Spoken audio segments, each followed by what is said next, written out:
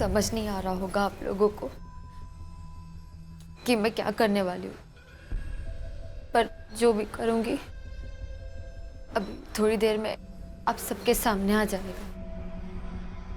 लेकिन जो सामने नहीं आएगा वो है मेरा दर्द, तकलीफ जिसे मैं झेल रही हूँ न जाने कब से।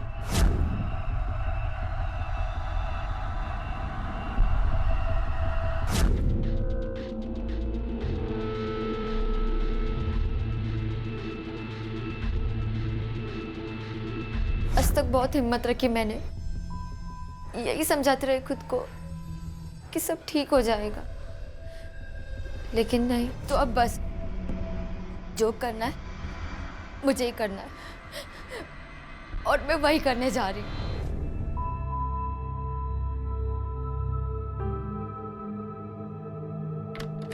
डैडी आएंगे तो आप उनको बोल देना। मम्मा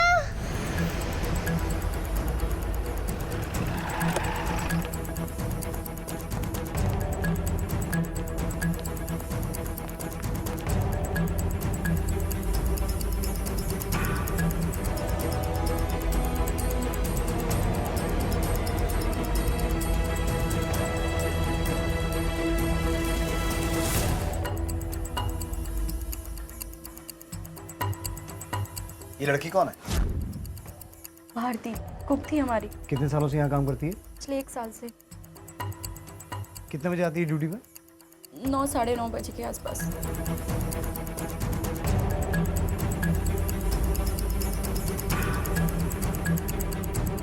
सर लड़के की जेब से ये पर्स और फ़ोन मिला है, लेकिन पर्स में कोई आईडी नहीं है। इस लड़की का कोई फ़ोन वगैरह? नहीं सर, शायद साइड केसेस, दोनों एक दूसरे से प्यार करते होंगे, कोई प्रॉब्लम हुई होगी तो। शायद। बॉडीज को पोस्टमार्टम के लिए भिजवाओ। Yes sir. हमारी व्यस्त और भागदौड़ भरी जिंदगी में अपने घर की चाबियां हमारे घर पर काम करने वाले लोगों और पड़ोसियों के पास छोड़ना हमारी मजबूरी भरी जरूरत बन चुकी है। हम अपने घर से दूर होते हैं और हमारे पास ये जानने का कोई जरिया नहीं होता है कि हमारे घर पर क्या हो रहा है, क्या घट रहा है। एक फ्लैट के मालिक को अपने घर का दरवाजा खोलने पर 2 लाशें पंखे से लटकती हुई मिली, जिनमें से एक लाश थी उसी घर में कुक का काम करने वाली 19 वर्षीय भारती की, और दूसरी थी एक 17 वर्षीय युवक की, जिसके बारे में कोई नहीं जानता था कि वो कौन है। साहब, मेरी ड्यूटी 11 से 11 होती है। जिस समय भारती आई होगी उस समय दूसरा वॉचमैन था, रवि। कहाँ रहता है रवि? साहब पास की बस्ती में रहता है, बुलवा देता हूँ। इस बिल्डिंग में सीसीटीवी कैमराज है ना, उसका फुटेज दिखाओ। साहब 15-20 दिन से कैमरास खराब हैं, कंप्लेंट की हम लोगों ने। I am a marketing professional, ज़्यादातर बिजनेस के टूर से बाहर ही रहता हूँ। वो लड़की हमारे यहाँ काम करती थी, लेकिन कभी कोई खास बातचीत नहीं हुई मेरी उससे, और उस लड़के को तो मैंने आज तक देखा तक नहीं। साहब ये लड़का भारती को छोड़ने अक्सर साइकिल पे आता था, और उसने आज भी छोड़ा था साहब, लेकिन कौन था हमने पूछा ही नहीं साहब, मुझे पता नहीं साहब। लेकिन वो तो यहाँ पर काम नहीं करता था ना, फिर अंदर कैसे जाने दिया तुमने उसे? हमने रोका था साहब। ए भाई किधर? वो भारतीय 802 में काम कर रही, तो साबुन मंगाया कपड़े धोने का। ठीक है, साइकिल उधर लगा। उसके बाद काम में याद नहीं रहा, इसलिए देख नहीं सका कि निकले कि नहीं। नहीं, जहाँ तक मुझे पता है वो कभी किसी को यहाँ नहीं लाई। मोबाइल फ़ोन था उसके पास? जी हाँ, मेरे जाने के बाद ही वो आया करती थी। उसके बाद वो मुझे मिस कॉल किया करती थी, फिर मैं उसे रिटर्न कॉल करके बताती थी कि खाने में क्या बनाना है। फिर तो उसका फ़ोन यहीं कहीं होना चाहिए था, लेकिन मिला नहीं। पता नहीं सर। कुछ दिन पहले वो मुझसे पैसा मांग रही थी उधार, मेरे पास पैसे थे नहीं, तो वो बोली मुझसे कि मेरा मोबाइल ले लो। मेरे पास सच में पैसे नहीं, तो मैंने मना कर दिया। हो सकता है वो किसी और को बेच दी होगी। इस लड़की को काम पे कैसे रखा था आपने? किसी एजेंसी के थ्रू या? जी नहीं सर, हमारे यहाँ एक और मेड है, सुप्रिया, डस्टिंग और क्लीनिंग के लिए, वही लेकर आई थी इसे। और ये सुप्रिया यहाँ कब से काम कर रही है? करीब 7 सालों से। 2 हफ्ते पहले उसकी माँ मर गई थी, 2 हफ्ते से छुट्टी पे थी साहब, और कुछ दिन पहले से वो आना शुरू की थी। साहब उसका किसी से कोई चक्कर था, ऐसा कभी सुना नहीं। हाँ, अगर बाहर हो तो पता नहीं। साहब यही वो साइकिल है जिस पे वो लड़का आया था।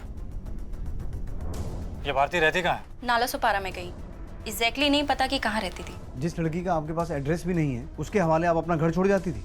सर, ये आईडी ली थी हमने उसकी, इस पे उसका एड्रेस है। इस पर तो भाईंदर का एड्रेस है। भाईंदर? इस लड़के के फ़ोन को आईटी में भिजवाओ और कहो अच्छे से चेक करें, और मालविका ने भारती का जो नंबर दिया है उसे ट्रैकिंग में डलवाओ। Yes sir.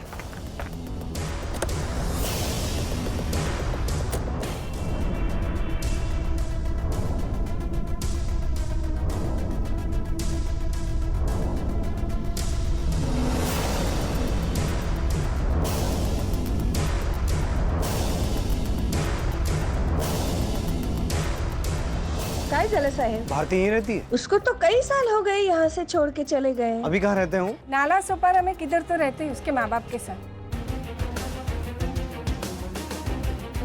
इस लड़के को पहचानती हैं आप? ये तो भारती का भाई कुणाल है।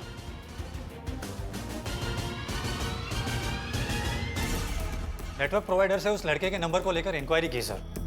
कुणाल नाम है उसका और एड्रेस भी वही भाईंदर का एड्रेस है जो भारती की आईडी पर लिखा था। जो असल में भारती का एड्रेस है ही नहीं, क्योंकि वो और उसका परिवार वहाँ से कई साल पहले नाला सुपारा शिफ्ट हो चुका है। हाँ सर, उस लड़के के झोले से एक रिसिप्ट मिली है सर, ये रसीद मिला जो किसी टेलरिंग शॉप की है और उस पर भी नाला सोपारा का ही एड्रेस है। भारती के पहचान पत्र पर उसके उस घर का पता था जिसे वो सालों पहले छोड़ चुकी थी। काम पर रखते वक्त मालविका ने उससे वो पहचान पत्र तो लिया था, लेकिन उस पर दर्ज वो जानकारी सही है या गलत, ये पता लगाना जरूरी नहीं समझा। अब पुलिस की मुश्किल ये थी कि वो उसकी मौत की सूचना उसके परिवार तक पहुंचाए तो कैसे, इस मामले की तहकीकात को आगे बढ़ाए तो किस तरह। जी साहब, मैं इन दोनों भाई बहनों को जानता हूँ, यहीं पास के चौल में रहते थे अपने बाप विशाल दा के साथ।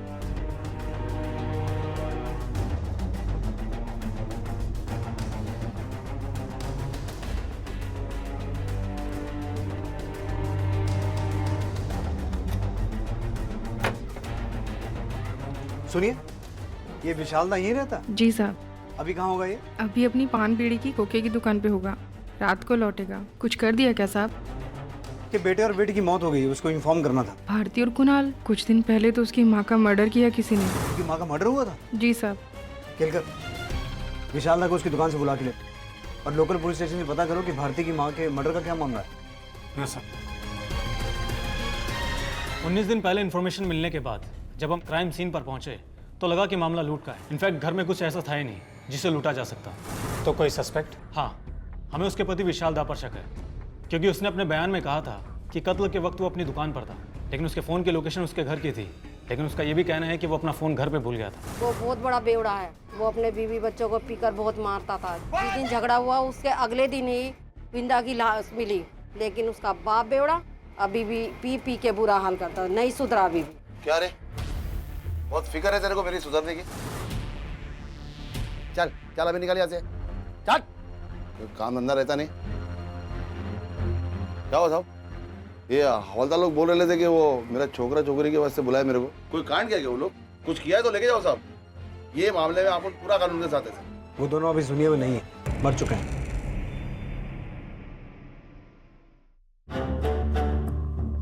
सर, कुणाल और भारती की पोस्टमार्टम रिपोर्ट्स आ गई। अब सर, डॉक्टर्स का कहना है कि दोनों ने मरने से पहले काफी स्लीपिंग पिल्स ली थी। Sleeping pills? अगर वो दोनों फांसी लगाकर आत्महत्या करने वाले थे तो फिर उन्हें नींद की गोलियां खाने की क्या जरूरत थी? सर, नींद की गोलियों का असर होने में थोड़ा वक्त लगता है। हो सकता है कि उन्हें लगा हो कि नींद की गोलियां कम पड़ गई है, इसलिए मरने के लिए दोबारा कोशिश की हो जिसमें वो कामयाब हो गए। नहीं केलकर, ये बात पूरी तरह से गले के नीचे नहीं उतर रही। सबसे पहली बात, अगर उन्हें मरना ही था तो वो किसी और के घर क्यों मरे? अपने घर या किसी न्यूट्रल जगह पे क्यों नहीं? दूसरी बात, जैसा कि हमें वॉचमैन ने बताया, भारती ने कुणाल को साबुन लेने के लिए भेजा था, जो वो लेकर भी आया। अगर दो लोग कुछ समय के बाद आत्महत्या करने वाले हैं तो वो साबुन मंगाने या लाने की फिक्र क्यों करने लगे? तो फिर हो सकता है कि सर ये मर्डर हो, किसी ने उन्हें नींद की गोलियां दी और बाद में लटका दिया ताकि मामला आत्महत्या का लगे। शायद ऐसा ही हुआ होगा, क्योंकि उनकी बॉडीज पर और उस घर में स्ट्रगल का कोई भी निशान नहीं था। मेरे हिसाब से जब उन्हें फांसी पर लटकाया गया वो दोनों होश में नहीं थे। और अगर हमारी थ्योरी सही है तो कातिल कोई एक नहीं दो होने चाहिए, क्योंकि दो लोगों को इतनी हाइट पर लटकाना किसी एक आदमी के बस की बात नहीं हो सकती। सर, इसके अलावा दोनों की माँ विंदा का भी मर्डर हुआ था। हो सकता है कि इन दोनों में कुछ कनेक्शन हो। बिल्कुल हो सकता है, और इस कनेक्शन को ढूंढने के लिए हमें डिटेल्स चाहिए होंगे। केलकर, भारती, वृंदा और कुणाल, इन तीनों की पूरी इंफॉर्मेशन निकालो। फोन रिकॉर्ड्स, बैंक डिटेल्स, सब कुछ। और खास करके उस विशाल दा के बारे में। मुझे वो आदमी कुछ ठीक नहीं लगा।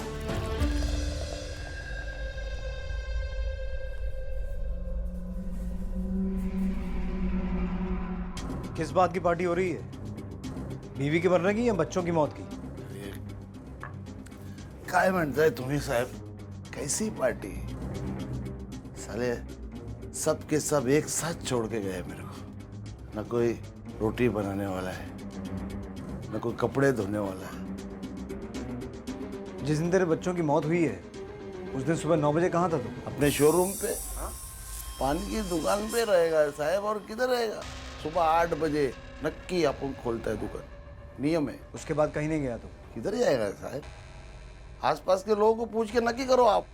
तूने पुलिस को बताया था कि जिस दिन तेरी बीवी की मौत हुई थी तेरा मोबाइल फोन घर पे छूट गया था, लेकिन हमें पता चला है कि दोपहर 12 से 1 तू अपनी दुकान पर भी नहीं था, वहां ताला था। कहाँ गया था? दारू की दुकान पे। फिक्स है, दोपहर को 12 बजे, शाम को 7 बजे। वो साहब को बोला था मैं, और आप शक कर रहे मेरे पे? मैं मारा मेरी फैमिली को? क्यों? तू क्यों नहीं मार सकता? हर रोज थोड़ा थोड़ा करके तो मार ही रहा था ना। तो किसी दिन दिमाग में आया होगा कि किस्सा खत्म कर दूं। अच्छा नहीं है साहब, औरत कमाओ, छोकरी कमाओ। छोकरा भी कमाना शुरू करने वाला था। उनकी मौत से मेरे को नुकसान होगा कि फायदा? थोड़ा सोचो साहब, कोई खुद से खुद का नुकसान करके लेता है क्या? सर कुणाल, भारती और वृंदा के कॉल रिकॉर्ड से कुछ नहीं मिला सर। तीनों के रिकॉर्ड क्लीन है और विशाल दा की सेल इन्फॉर्मेशन से यही पता चला है कि वो सच बोल रहा है। कुणाल और भारती के मर्डर के वक्त वो अपने शॉप पर ही था और आसपास के दुकानदारों का भी यही कहना है। पिछली बार उसका फोन घर छूट गया था, कहीं अपनी उस गलती से सबक लेकर इस बार वो जानबूझकर अपना फोन पान की दुकान पर तो नहीं छोड़ गया। पर यह कोई स्ट्रॉन्ग एलिबाई नहीं है। इस मामले में हमें हर फैक्ट को लेकर श्योर होना होगा और फिलहाल मुझे लगता है कि हमें वृंदा के मर्डर को छोड़कर भारती और कुणाल पर कॉन्सेंट्रेट करना चाहिए, क्योंकि अगर इन दोनों केसेस का आपस में कोई कनेक्शन है तो वो खुद ब खुद सामने आ जाएगा। अब जबकि ये क्लियर हो चुका है कि मामला सुसाइड का नहीं मर्डर का है, इसका मतलब ये हुआ कि कुणाल का मालविका के घर आना महज एक इत्तेफाक था। कत्ल भारती का होना था और इस बात से अनजान भारती ने कुणाल से साबुन मंगवाया जो वो लेके भी आया, लेकिन साबुन लेके जब वो पहुंचा तो भारती के साथ वो भी मारा गया। यानी हमें जो भी लीड मिलेगी वो भारती से कनेक्टेड लोगों से मिलेगी। राइट। वो जो मेड थी सुप्रिया, जिसने भारती को मालविका के घर काम पे लगाया था, केलकर, उसे बुला। जी सर। साहब, भारती मेरी बहुत अच्छी दोस्त थी।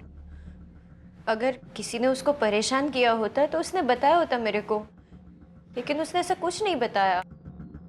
भारती से तुम्हारी पहली मुलाकात कब और कहाँ हुई थी? 2 साल पहले बाजू वाले सोसाइटी के कुछ घर में काम करती थी मैं, उधर ही भारती से मुलाकात हुई थी।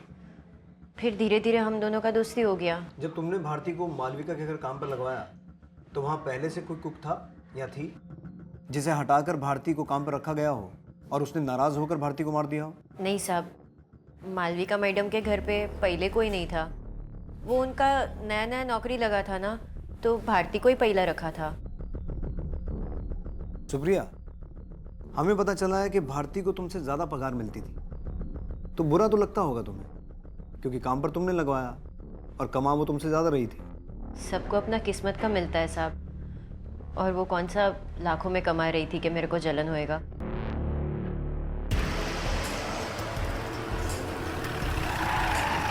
क्या भारती का कभी किसी से कोई झगड़ा हुआ हो, किसी और काम वाली से या फिर बिल्डिंग में किसी और से? नहीं साहब, कभी किसी से कोई झगड़ा नहीं हुआ उसका। सर, बिल्डिंग के किसी और मेड या गार्ड के पास इन कत्लों का कोई मोटिव दिखाई नहीं देता।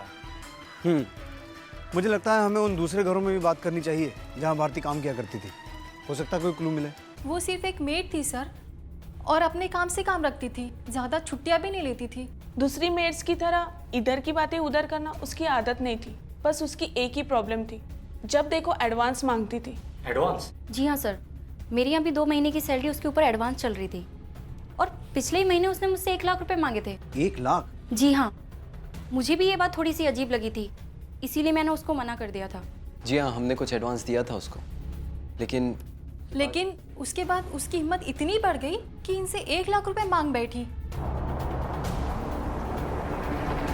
तो फिर आपने दिए उसे ये पैसे? No sir. तो उसने आपको बताया कि उसे इतनी बड़ी रकम क्यों चाहिए थी? No idea sir. जब देखो वो पैसे के लिए बहुत डेस्परेट रहती थी, शायद कोई इमरजेंसी हो। ये आपके हाथ पे क्या हुआ? वो वॉशरूम में स्लिप हो गई थी तो नल लग गया। आप स्लीपिंग पिल्स का इस्तेमाल करती हैं? जी पहले करती थी, अब नहीं करती। मतलब अभी आपके घर में स्लीपिंग पिल्स नहीं? जी है ना। मैं देख सकता हूँ? बिल्कुल, अभी ले।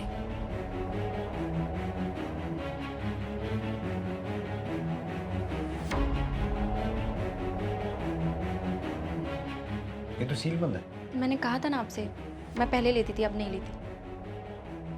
गुड कि अब आपको इनकी ज़रूरत नहीं पड़ती। Thank you.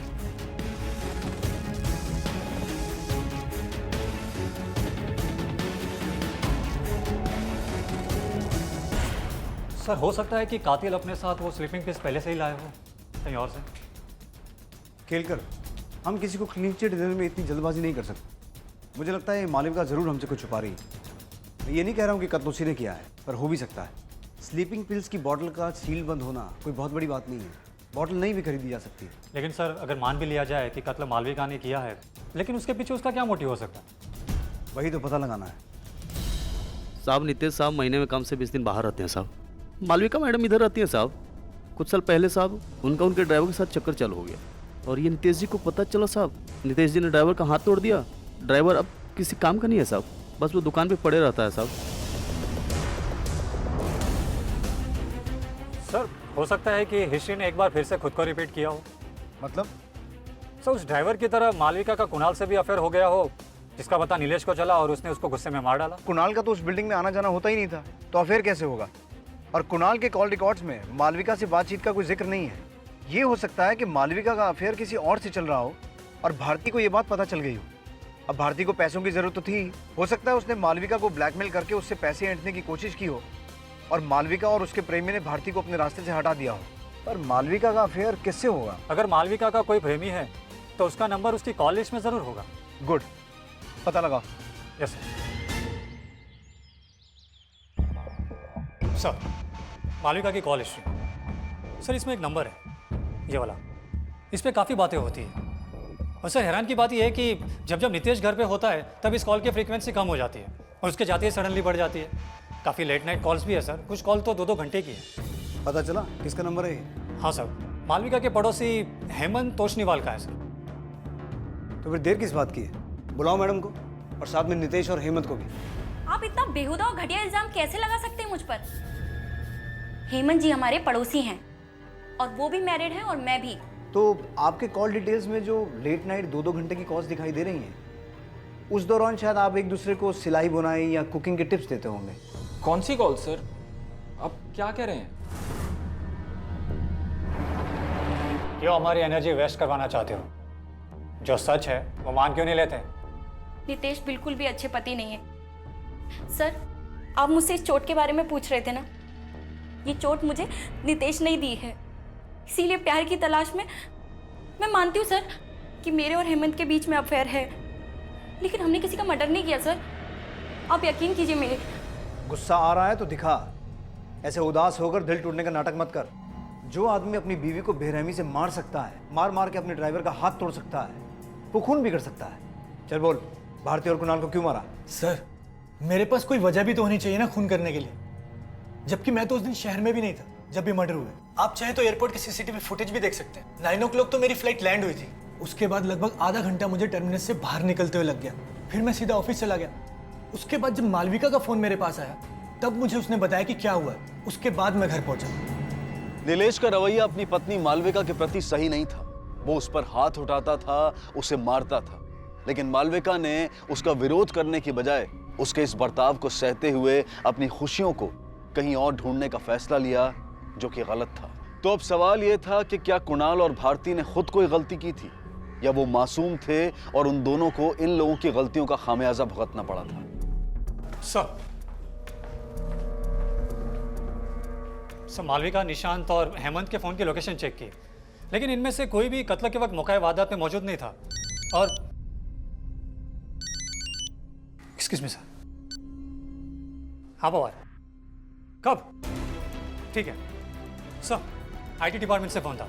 अभी थोड़ी देर पहले आदर्श नगर मार्केट में भारती का फोन स्विच ऑन हुआ है। Let's go. करीब 30-32 साल का आदमी रहा होगा साहब। अभी करीब 1 घंटे पहले ही मोबाइल बेच के गए। सर इसमें से तो पूरा डेटा ही डिलीट कर दिया है। आपकी दुकान में सीसीटीवी है? जी सर। फुटेज दिखाइए। ये रहा सर। एक बार पॉज करो।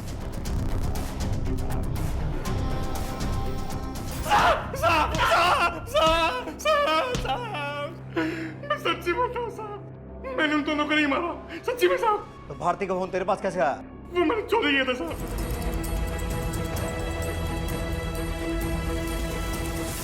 अब भी सच्ची बोलता हूँ साहब, मैंने उन दोनों को नहीं मारा साहब। ये जो कह रहा है वो सच हो भी सकता है और नहीं भी, पर झूठ बोलने के चांसेस ज़्यादा बनते हैं। क्यों सर? केलकर, उस फ़ोन की कीमत कितनी होगी? 1000 रुपये, ज़्यादा से ज़्यादा 1500 रुपये। अब इतनी मामूली रकम के लिए कोई क्राइम सीन से एविडेंस मिटाने जैसा सीरियस क्राइम कैसे कर सकता है? इसका कोई ना कोई कनेक्शन तो है, या तो भारती से या फिर कुणाल से। आओ। मैंने उन दोनों को कभी आपस में बात करते नहीं देखा, लेकिन अगर कुछ हो भी तो क्या कहा जा सकता है? क्या बोलते तुम्ही साहब? विनोद और भारती के बीच में चक्कर कैसे हो सकता है साहब? क्यों नहीं हो सकता? क्योंकि साहब वो विनोद मेरे से प्यार करता है साहब, बहुत पहले से। फिर तो हो सकता है सुप्रिया की भारती का कत्ल तुम ही ने किया हो। हाय साहब, भारती मेरी बहन जैसी थी, कोई अपनी बहन को मार सकता है क्या? हो सकता है तुम्हारे विनोद का ज़्यादा इंटरेस्ट तुम्हारी बहन में हो गया हो और फिर गुस्से में आकर तुमने। नहीं साहब, मैंने कभी भी भारती को उस नज़र से नहीं देखा। मैं सुप्रिया से प्यार करता हूँ, सच्चा प्यार। चलो भारती से प्यार ना सही, पर यह भी तो हो सकता है कि विनोद की कुणाल से कोई दुश्मनी हो। साहब मैंने तो कभी भी उससे बात तक नहीं की, तो दुश्मनी कैसी? साहब एक छोटी सी गलती के चक्कर में मुझे इतना मत रगड़ो साहब, मैंने कुछ नहीं किया। क्या साहब, हम लोग गरीब है, इस वास्ते आप हमारे पीछे पड़े हो ना साहब। और जिन पैसे वालों के पीछे आपको पड़ना चाहिए, उनकी तरफ तो आप देख भी नहीं रही साहब। मतलब किसकी तरफ देखना चाहिए हम? अगर तुम्हें लगता है कि कोई है जो हमारी नजरों से छूट रहा है तो बोलो। सब वो ऋषि साहब, मैं उनके घर पर काम करती हूँ साहब, उन्हीं के पैसे से मेरा चूल्हा जलता है, इससे जास्ती मैं कुछ नहीं बोल सकती साहब। सर मैंने भारती के कॉल रिकॉर्ड्स फिर से चेक किए, उसकी बातचीत ऋषि की पत्नी प्रीथा से उतनी नहीं होती थी जितनी की ऋषि से होती थी। तो इतनी बड़ी बात पहले हमारी नजर में क्यों नहीं आई? सर प्रीथा और ऋषि के दोनों के ही नंबर प्रीथा के नाम पर ही रजिस्टर है, इसलिए हमें लगा कि उसकी बातचीत प्रीथा से होती होगी, लेकिन अब पता चला कि उसमें से एक नंबर तो ऋषि के पास रहता है। Late night calls? No sir. Kelkar, तुम्हें याद है जब हमने ऋषि से भारती को एडवांस देने की बात पूछी थी तो उसने हमें ये नहीं बताया था कि भारती ने उससे भी 1 लाख रुपए मांगे थे, बल्कि उसकी वाइफ ने हमें ये बात बताई थी। उसकी हिम्मत इतनी बढ़ गई कि इनसे 1 लाख रुपए मांग बैठी। और ये बात ऋषि को पसंद नहीं आई थी। राइट, तो कहीं ऐसा तो नहीं कि ऋषि ने ही भारती को 1 लाख रुपए दिए हों और ये बात वो हमसे छुपा रहा हो भी सकता है सर। अगर ऐसा है केलकर, तो इसके पीछे कोई ठोस और बड़ी वजह होनी चाहिए, वरना कोई अपनी मेड को इतनी बड़ी रकम क्यों देगा?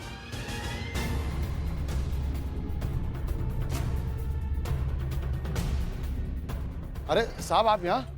कुछ सवाल पूछने थे तुझसे तेरी बेटी को लेकर। तेरी बेटी का किसी के साथ कोई अफेयर था? नहीं साहब, वो ऐसी छोकरी नहीं थी। घर से काम, काम से घर, बस। अगर करना भी चाहती साहब तो वक्त किधर था उसके पास 7 घर का काम करके ये सब करने का? 7 घर का? लेकिन हमें तो पता चला कि वो 3 ही घरों में काम करती थी। 21,000 रुपये लाती है साहब महीने का। 3,000 के हिसाब से 7 घर के जो है ना साहब। कब से आ रहे थे ये 21,000 रुपये? गए 2 महीने से। अजीब बात है सर, ठीक 2 महीने पहले भारती ने इन 3 घरों को छोड़कर बाकी सभी घरों से काम छोड़ दिए थे, उसके बाद भी उसकी इनकम कम होने की बजाय बढ़ गई। इसका मतलब है कोई तो था जो उसे ये एक्स्ट्रा पैसे दे रहा था, और जाहिर सी बात है कि ये एक्स्ट्रा पैसे उसे सिर्फ कुकिंग के लिए तो नहीं मिल रहे थे। ऋषि, केलकर, ऋषि से बात करने का वक्त आ चुका है। हमें शक था कि भारती का किसी के साथ अफेयर चल रहा था, इसलिए हमने आपसे पूछा भी था, लेकिन उस वक्त आपने हमें बताया नहीं कि वो विनोद नहीं बल्कि आप हैं। क्या बोल रहे हैं आप? आपकी वाइफ सुबह जॉब पे जाती हैं और उनके जाने के बाद भारती यहाँ काम करने आती थी। तो मेरी वाइफ के जाने के बाद जो मेरे घर पे आएगा सबसे मेरा अफेयर होगा? नहीं, सिर्फ भारती। आप अपने बैंक से महीने के हर पहले हफ्ते में 18,000 रुपये निकालते हैं। जी हाँ, 3,000 सुप्रिया और भारती के लिए और बाकी अपने घर खर्च के लिए। लेकिन भारती के कत्ल से जस्ट पहले आपने अपने अकाउंट से 1 लाख रुपए निकाले थे, किस लिए? जी वो मेरे एक दोस्त को ज़रूरत थी, उसके लिए निकाले थे। लेकिन नॉर्मली इतना बड़ा अमाउंट लोग ऑनलाइन ट्रांसफ़र करना प्रेफर करते हैं, सेफ्टी भी रहती है, कन्वीनियंस भी रहती है, लेकिन आपने अपने दोस्त को कैश दिया, क्यों? क्योंकि आपकी उस दोस्त का बैंक में अकाउंट था ही नहीं मिस्टर ऋषि। मेरे को नहीं मालूम वो सबसे लाख रुपए काहे को मांग रही थी। आई थी चप्पल। उसका कोई बैंक अकाउंट था? साहब उसके बाप का अकाउंट नहीं है तो उसका कहाँ से रहेगा? देखिए सर, मैं मानता हूं कि मैंने भारती को 1 लाख रुपए दिए थे, लेकिन मैं उसकी मदद करना चाहता था। अब किसी की मदद करना कोई क्राइम तो नहीं है ना? इन बेफिजूल बातों में टाइम वेस्ट करने से अच्छा है हम सीधा पॉइंट पर आए। भारती के पोस्टमार्टम रिपोर्ट से ये पता चला है कि कत्ल के वक्त वो प्रेग्नेंट थी। एक छोटा सा डीएनए टेस्ट होगा और उससे ये इजीली साबित हो जाएगा कि उसे प्रेग्नेंट करने वाले तुम थे। अब अपना जुर्म कबूल करोगे या मैं कोर्ट से ऑर्डर लाकर तुम्हें घसीटता हुआ सरकारी हॉस्पिटल लेके चलूं? देखिए सर, मैं मानता हूं कि मेरा उससे अफेयर था, लेकिन मैंने उसका कत्ल नहीं किया। मैं तो उसकी मदद के लिए उसे हर महीने 15,000 रुपये दिया करता था। मैंने तो उसे 1 लाख रुपए भी दिए थे। मैं उसे क्यों मारूंगा सर?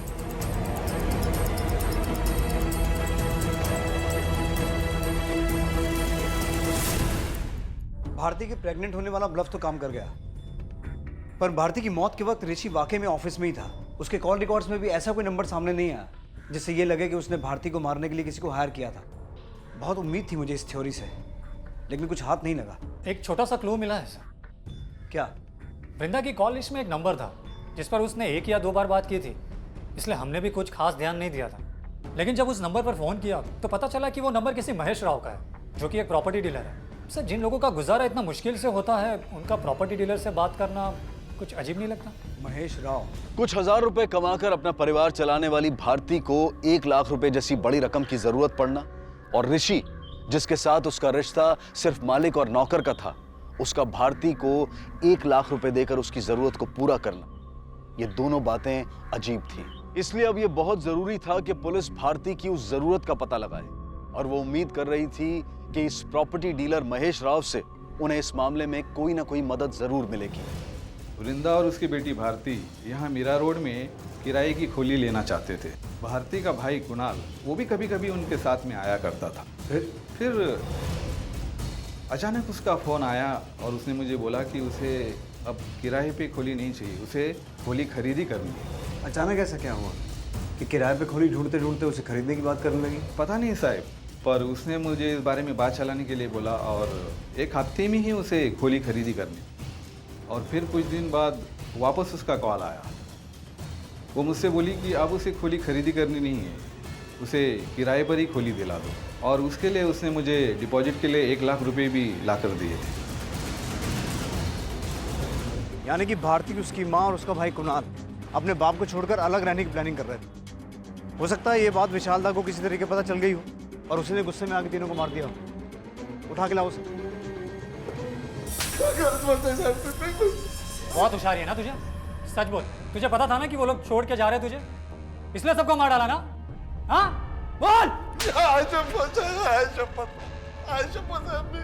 साहब मेरे को कुछ भी खबर नहीं थी साहब की, ऐसा कुछ पुणे में करने वाले हो लोग। साहब मेरे को मालूम होता कि उनके पास 1 लाख रुपया है तो मैं उनसे वैसे ही ले लेता साहब। वृंदा के मर्डर की इंक्वायरी कर रही टीम ने हमें बताया था कि उन्हें क्राइम सीन को देखकर ऐसा लगा था कि मामला लूट का है। इसका मतलब जिसने भी वृंदा को मारा वो गया तो लूट के इरादे से था, लेकिन उसे वहां कुछ मिला नहीं क्योंकि भारती पहले ही सारा पैसा महेश को दे चुकी थी खोली के लिए। अब अगर ये विशाल दा नहीं है तो कौन है? और ऋषि ने सबसे छुपाकर ये पैसा भारती को दिया था, तो फिर किसको और कैसे पता चला कि भारती के पास पैसा है और उसने अपने घर के अंदर छुपा के रखा है?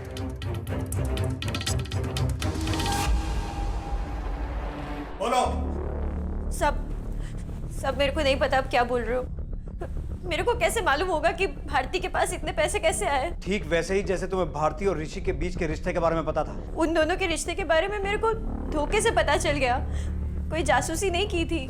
उस दिन मैं काम पर गई थी तो दरवाजा खुला था।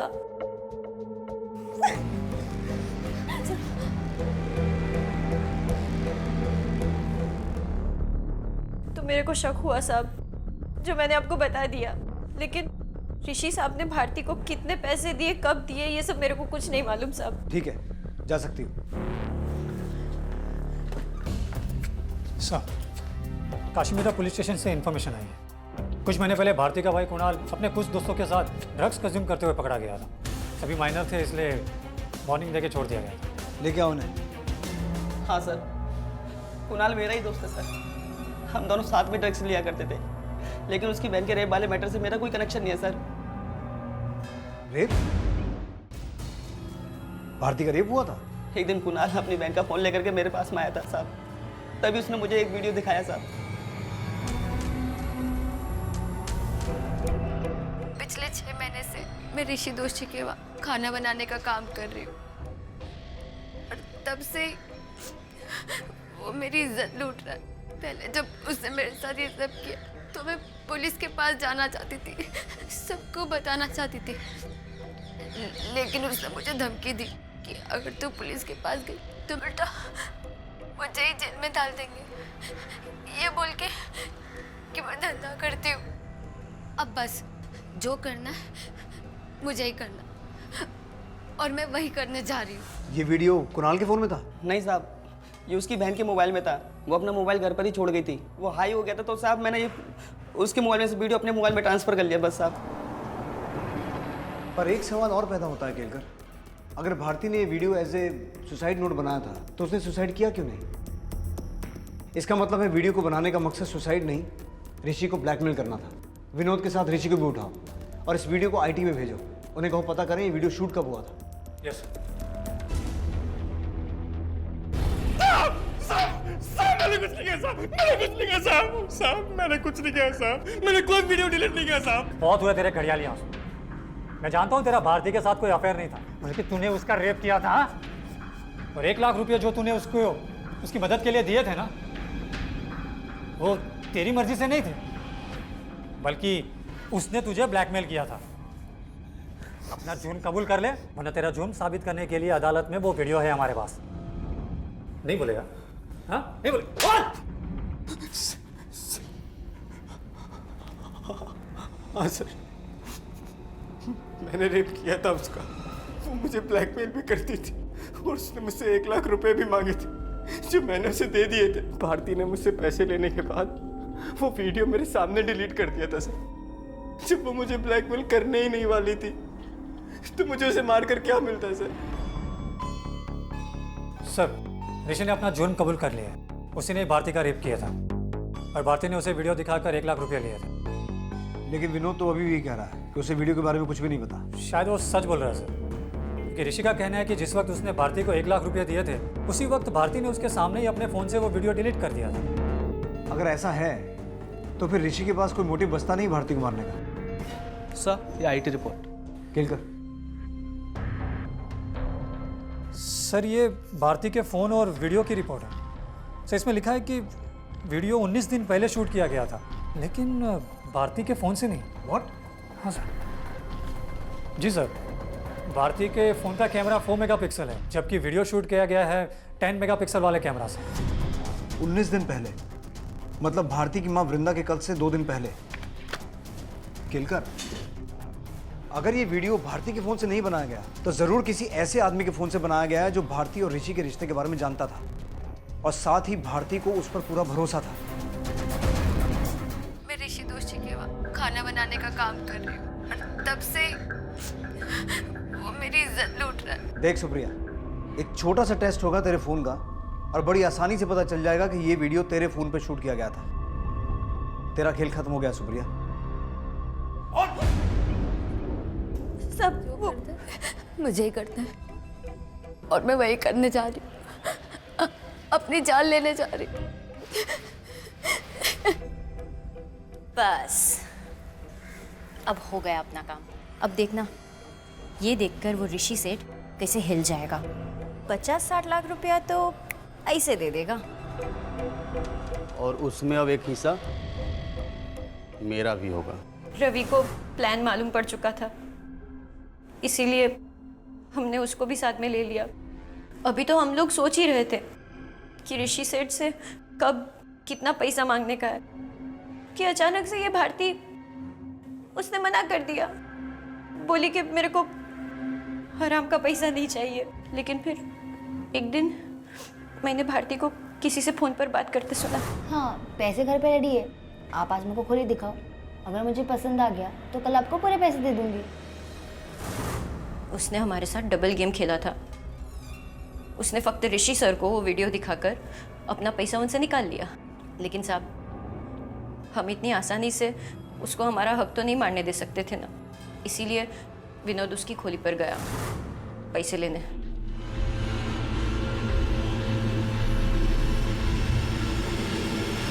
इसीलिए हम लोग ने सोचा कि हम लोग बदला लेंगे। उस दिन जब मैं मालविका मैडम के घर गई तो झाड़ू कटका करने के बाद मैं उधर ही रुक गई। फिर जब वो भारती उधर आई तो मैंने ज़िद करके उसको चाय पिला दी, जिसमें मैंने नींद की गोली मिला दी थी। लेकिन तभी गेट पर से रवि का फोन आया। उसने कहा कि भारती का भाई कुणाल ऊपर आ रहा था। अरे कुणाल, ये दीदी, आपने साबुन मंगाया था। बैठ, तू अभी आया ना, तू भी चाय पी के जा। नहीं, मैं चलता, मुझे अरे देर हो रही बैठ है। ना। तो मैंने वही चाय कुणाल को पिला दी, नींद की गोलियां डालकर। थोड़ी देर बाद दोनों भाई बहन बेहोश हो गए, तो मैंने फ़ोन करके विनोद को बुला लिया। अब क्योंकि रवि भी तुम्हारे इस प्लान में शामिल था तो उसने नीचे गेट पे ड्यूटी संभाल ली, हाँ, ताकि किसी को किसी तरह का शक ना हो। सब माफ़ कर दो, मेरे से बहुत बड़ी गलती हो गई साहब। गलती का एहसास होना बहुत बड़ी बात होती है सुप्रिया, लेकिन तूने जो जुर्म किया है उसके लिए जितनी भी सजा मिले वो कम है।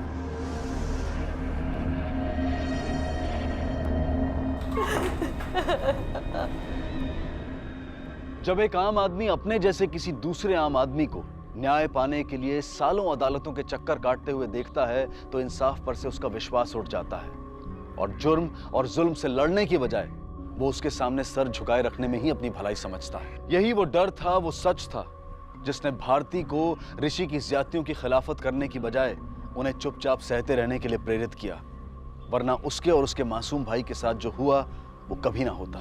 ये बिल्कुल हमारी व्यवस्था का दोष है, लेकिन ये व्यवस्था बनाने वाले भी हम खुद हैं। पर अब वक्त आ गया है इस व्यवस्था को बदलने का, ताकि जुल्म करने वालों के दिलों में खौफ पैदा हो और उनके द्वारा सताए गए लोगों के दिलों में विश्वास। इसी विचार के साथ अब मैं अनूप सोनी आपसे विदा लेता हूं। फिर मुलाकात होगी अगले एपिसोड में एक और चौंका देने वाले केस के साथ। तब तक अपना और अपने परिवार का ख्याल रखें और देखते रहें क्राइम पेट्रोल डायल 100। सबक एक को सीख हम सबको। जय हिंद।